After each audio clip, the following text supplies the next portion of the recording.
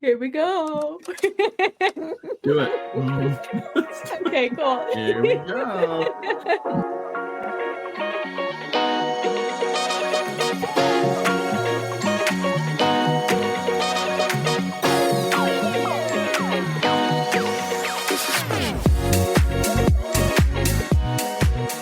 Hello, everyone. Welcome back to Coffin Talkin', where we unravel the mysteries, embrace the peculiar, and find humor in the unconventional world of funerals and death.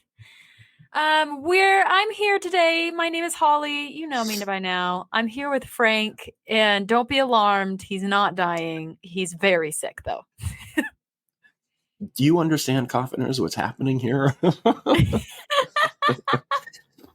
I have been sending out messages that this may not drop on Monday, and people are sending back comments saying, "Oh, it's got to stop. People are depending on you. Come on, get it done." The world will end. No. So anyway, if you hear an automatic cut off, I've coughed or I've sneezed, or if you're, man, I'm going to be breathing really hard, heavy and hard too. So sorry about my raspy voice, but that's going to be what's happening today. So tell me about your week, Holly. Is it just the flu? I have no idea.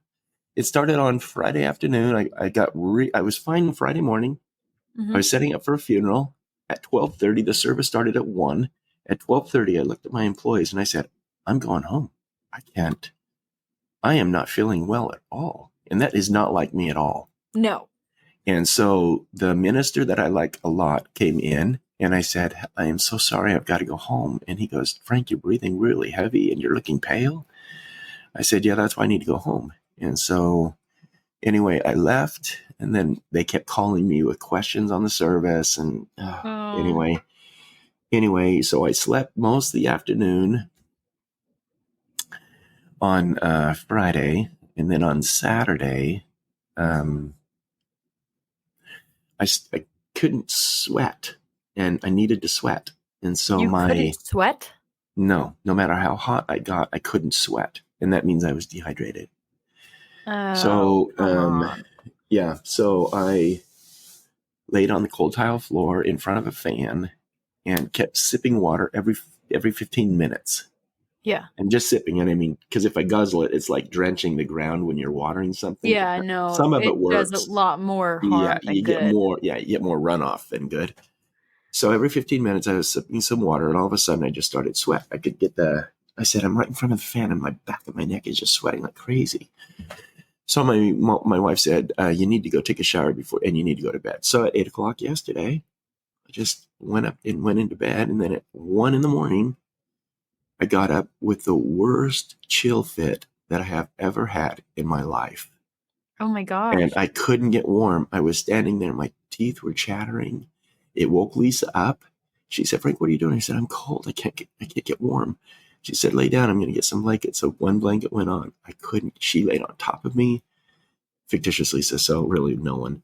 And not really. Yeah, and then my body still started to contort, and she threw on a second blanket, then a third blanket, a fourth blanket. I said, "Please wrap my feet," because they were ice cold. I could feel they were ice cold, and I have never had feet that way. Yeah. Nor my hands. And so she said, "Okay, I'll go ahead. And how's that feeling better?" "Okay, I think I'm good." And without any hesitation, probably 15 seconds later, I was right back into that contortion of what do I call it? Jitters. What do they call them? Just shaking, tremors. Yeah, shakes. And so, man, Lisa stayed up with me probably until, I'll bet it lasted a good hour and a half. Oh my God. Before I was able to finally go back to sleep. So anyway, that was my day from the last couple of days, and that's kind of what I'm dealing with right now. Has it gotten any better since Friday? I'll tell you, okay, Friday, every joint in my body hurt. Every joint in my body hurt. I could close my hands and, oh my gosh, it would shoot excruciating pain through my body. I stood up. I started walking, and all of a sudden my heels started hurting. Then my knees started hurting, and my hips started giving me pains. Okay, this isn't normal. So that's kind of what triggered it. And then as I was finally set up for that service, I just sat in the chapel in one of the chairs, and I looked at my employee and I said, "You're going to have to run this service. I am sorry. You're going to have a very hard woman to deal with. I wanted to be here for this, but she's very opinionated. She wants everything a certain way. I Mm-hmm. am sorry, but I have to go home. I wouldn't do you any good. I would just be laying on the floor here in the office. Yeah. So anyway, that's the way it went. But yeah, I had um, inflamed joints. My throat is still killing me. Man, it just came on all of a sudden. It was the weirdest thing ever. Yeah. So we have another coffiner that listens, and she was experiencing the same thing, and she said, "You know what, Frank? It happened to me too, and it lasted for about 10 days. And oh my gosh, I don't have the time for this. Ain't got time for that. Ain't nobody got So time for that. ain't nobody got time for that. So anyway, yeah, that's it. How about you? Um, well, I feel great. Glad to hear it. I'm glad one of us does. Yeah, Yeah. No, not much is going on. We went to a movie, date night movie on Friday. We went and saw Fall Guy. yeah. Was it good? Yeah, it was really cute. I liked it Okay, a lot. And it was very original, which I okay, feel like is rare in yeah. movies that are being released right now. So I really liked it. I thought it was very cute. Was it based Um, on the movie with Lee Majors, Fall Guy? who's that? Okay, never mind. All right, enough said. He's a $6 million man, Holly. Lee Oh, Majors.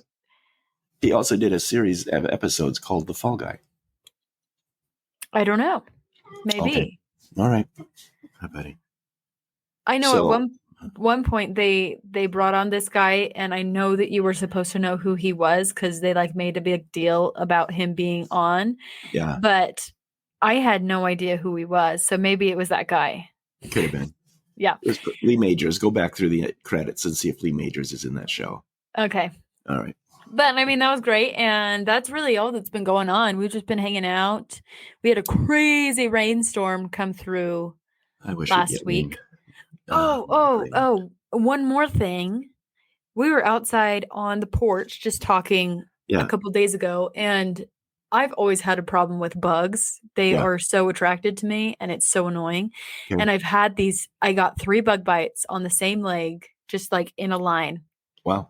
And they've been the most painful things in the world Wow. and so itchy.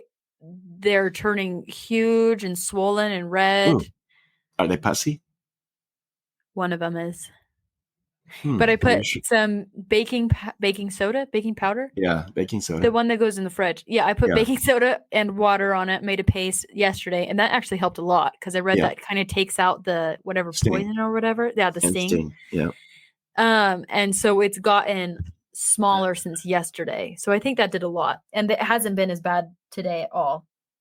But man, it's been the worst the past couple days. I hate mosquitoes. I hate dealing with bug bites because they love me and it's just too much. I'm flattered, but truly, stay away from me. Holly, if you had 4 more bug bites in a certain pattern, you could be the Big Dipper. I could be. Oh my gosh, Holly, think about it. Put your leg back out there for Yeah, I'll just stick my leg representation. out the window. So yeah, that was our Anything week. else? No, Wow. that was it. At least you're having a date night. That's a good thing. Yeah, that was fun. Yeah. It was a good time. But I guess that's about it. And I'm sure you don't want to dwell on your week since you've been sick. So let's go ahead and let's be frank. Thanks, Holly. So this gentleman, first time I met him, we had an episode on an earlier episode about where he was in a prep room when I first met him, and he was eating a McDonald's Big Mac, Yes. and he was embalming. And the reason okay, so I'm going to go just a little bit more in detail on his background. So this particular individual found great comfort. He was never married, but he found great comfort in raising exotic birds. Okay. And when I say exotic birds, I mean like the Amazon parrot, Toucans? macaws, toucans. What's the pink one? Flamingos? No, not flamingo. Anyway, it'll come to me. So we would always go after embalming. He would always take me to his house, and we would either have a home cooked meal, which was really nice. He was a good cook, and then he would help me or have me help him feed the new babies in the nests and understand a little bit more about the workings of birds. Oh, wow. And he would just say, the best thing, the best policy with these birds is to just be calm. And I said, how do you be calm when a bird grabs your finger in its bill? Now, apparently, I'm not really sure. I'd have to look up that. He told me that they could crush your finger Yeah. with Yeah. by the strength of their beak. They're powerful. They are powerful. And so cockatiels, sorry, that was the other one. Okay. The larger ones, not the cockatoos. And then the smaller ones are the Cockatoos. the smaller ones are the cockatiels. Oh, okay. That's So he would go ahead and I would look at his hands and they were all scarred up and beat up like crazy. And that's why I would always get concerned with him when he'd have an open glove in a cavity full of fluid or blood doing an embalming. And yeah. because that's an open wound and that's just asking for disaster. Right. I mean, for him, for his health.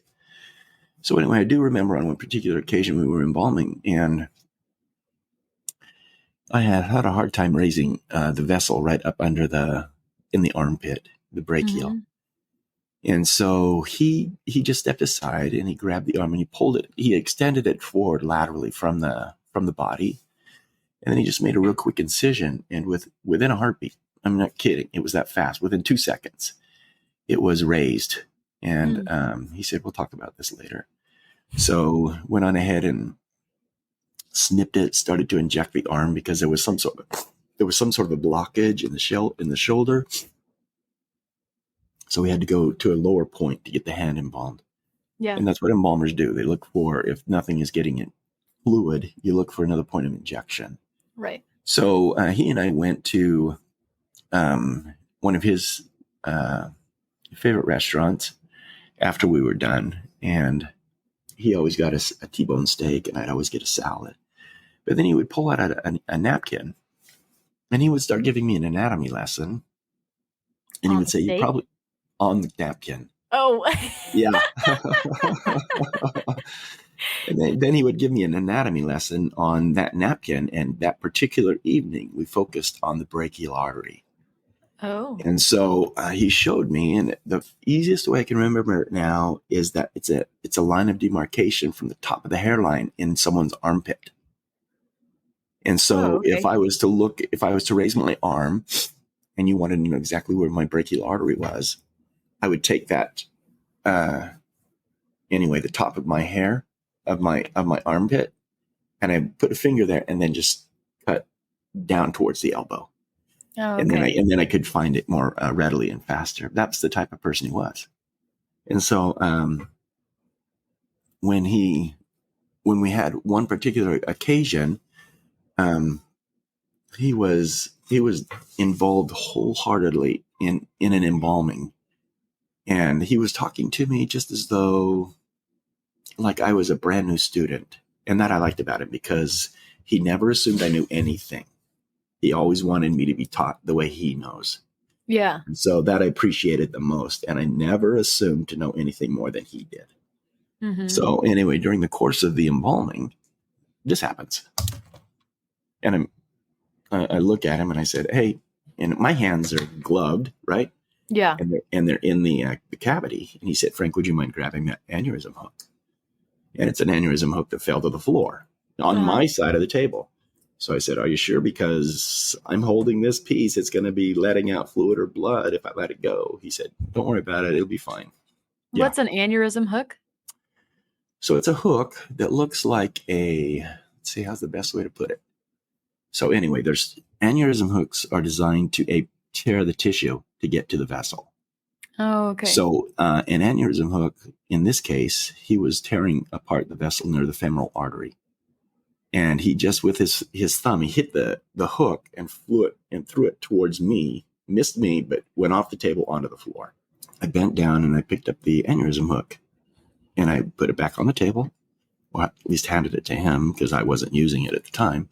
He said, well, thank you. And so then he started on the other leg in the femoral artery. And he said, Frank, do you want to try and raise this one? I said, yeah, sure. And so immediately, the femorals are one of the hardest or easiest ones to raise. So when you look at the anatomy of the vascular system in the human body, the femoral artery is one of the easiest ones to raise. And so I, without hesitation, grabbed it. And I, instead of tearing elongated, like from the hip to tearing the tissue lengthwise from the hip to the knee, I was tearing it from the lateral to the medial part of the leg. And he goes, that's wrong because you're going to tear the femoral. And the more and more I looked at it, the more and more it made sense. So I changed my mode of changing, and I just started. And these are things that, you know what, in school, they just allow you to do what you need to do to get the arteries. Yeah. And if you can raise them, great, good for you. So it was good to know because it's much easier, even when you look at a steak. And I'm sorry to bring steak up, but if you cut against the grain, it's hard. Much harder. It's hard to cut steak. Yeah. But if you cut along the muscular schedule or muscular, I guess, what do I want to call it? Anyway, the muscles, it's so much easier to cut into the steak. So the same principle applies here. So he had taught me that, and he said, here, let me just show you real fast because I did nick it. I'll be honest. So he grabbed it. He said, we're going to go down just a little bit further. And the same thing happened. He flipped that aneurysm hook and it landed on the floor. So he said, okay, I'm going to ask you to pick it up again. So this time when I picked it up, I just happened to look up under the table to where Ralph's feet were. And there was a second set of legs. So I raised my head up over the table, just Ralph. Under the table, Ralph and another set of legs. Oh, weird. Looked up over the table. No one, just Ralph. Looked under the table. He said, Frank, what are you doing? And I just stood up and I handed him the aneurysm hook and I was really quiet. And he goes, you look like you've seen a ghost. And I said, well, I think maybe I have. I did. Yeah. And well, half of one. Yeah, exactly. And so he goes, oh, good, he's here. So see, now that tells me that he's had experiences with this guy before. Yeah. And so when he had said that, I looked down again, and sure enough, he stayed the entire process. Right. Really? It was still there even after you mentioned it? Right next to Ralph's legs, the entire process of that embalming procedure. And as I looked to his feet, it looked like he was wearing what's called a Florsheim shoe. Do you know what that is? A wingtip shoe? Oh, wingtip. Yeah, very seldom are they seen anymore. You see them, but you very seldom will see them anymore. And I just thought, oh, wow, it's cool that he's wearing kind of a wingtip shoe because that's an expensive shoe. Yeah. And why would you be wearing it in the room? But so anyway, we finished the embalming. And as I looked down, I just thought to myself, well, what was it? I said to Ralph, I said, what is it I just saw? What is it I experienced that you obviously know something about? And he goes, first off, I don't know who he is or she is, and I don't know why they're here. He said, all I can assume is that they come because maybe they were a past embalmer in this facility and they feel comfortable in this room. And I said, oh, okay, all right. I guess I can understand that. And so he said the first time that he had actually seen him or this individual was when he walked in one particular evening to do an embalming, and in the corner he saw shoes. And he goes, oh, shoot, someone's missing shoes in their casket. And so he didn't think anything else about it. So he went on ahead with the procedure of the embalming to go ahead and take care of it. And then when he was done, he saw the shoes. So he turned around, the shoes were gone. And so he thought for a moment, he said, surely this isn't happening the way I think it's happening. Right. So he went, so he went on ahead and so I'm sorry about using that phrase. So he left the facility or that prep room and he walked out the door, and there is the cooler. And next to the cooler were the shoes. What the? Yeah. And it's just shoes. Just shoes. And I said, oh, well, what did you do at that point? He goes, well, obviously they belonged to someone that I didn't have any right to take them because someone is either carrying them around, knows about them. So I'm just going to leave them right there because that is what he or she wanted to have happen. And so the next day when he went up there next to the cooler looking for those shoes, it was not there. Now, this was probably 6 years before I came onto the facility. Yeah. And he said, from that point on, whenever I see the shoes, but he had never seen the legs. Oh. He only saw the shoes. He said, so whenever I see the shoes, I know that he's there to help me with the embalming. And whether it's in my mind and he's telling me things I should be doing, things I could be better at, or whatever the case might be, then that's the reason for the shoes. So I said to him, I said, well, I've seen legs. And he said, oh my gosh, maybe in a year we'll see the body. It's a progressive sort of thing. Exactly. That's what he was kind of thinking. So anyway, that was it. Unfortunately, he died within 3 years after that. So Maybe he's now the shoes in the embalming room. he very well could be. Yeah, he could be. So anyway, that's that story today, Holly. Have you How got any? And interesting. I'm sorry, Coffeners, that I didn't plan a little bit better on this one, but I'm truly not feeling well. Yeah. So it's hard for me to talk and communicate without coughing and sneezing. So Yeah, they're coffeners, but today you are the cougher. that's correct, Holly. Mm-hmm. So do you have any questions on that at all?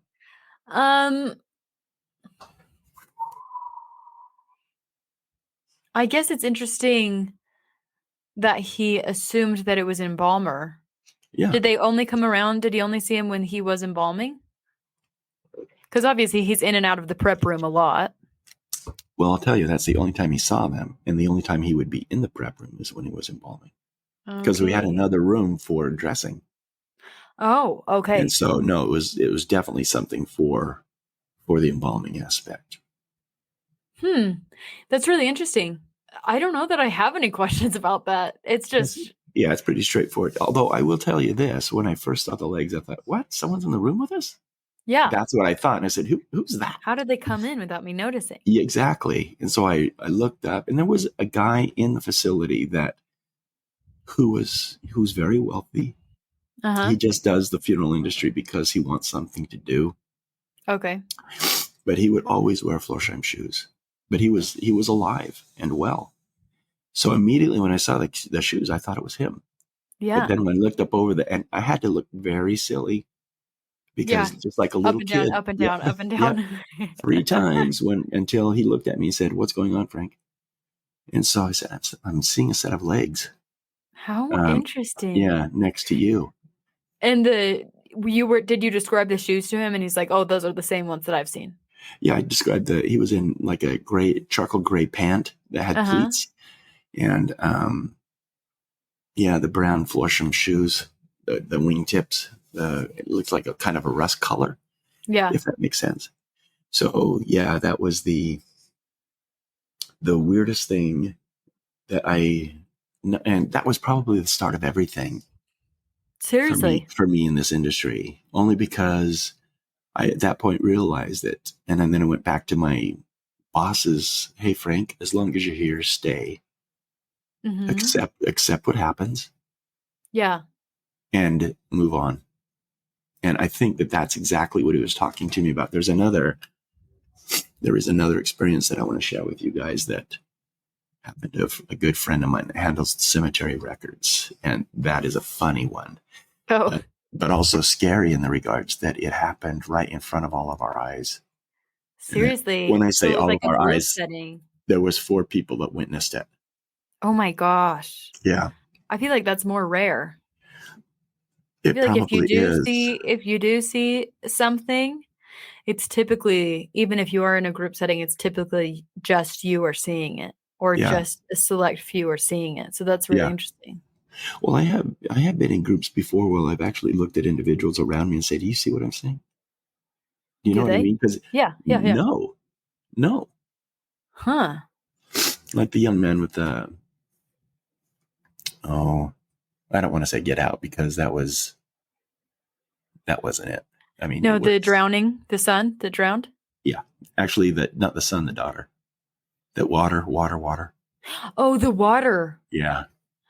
Yeah. And so, I was with people when I talked to someone. I said, "Look, the water's for her." Who? Yeah. Who? Yeah. So. Wow. Anyway. No, I think that's it.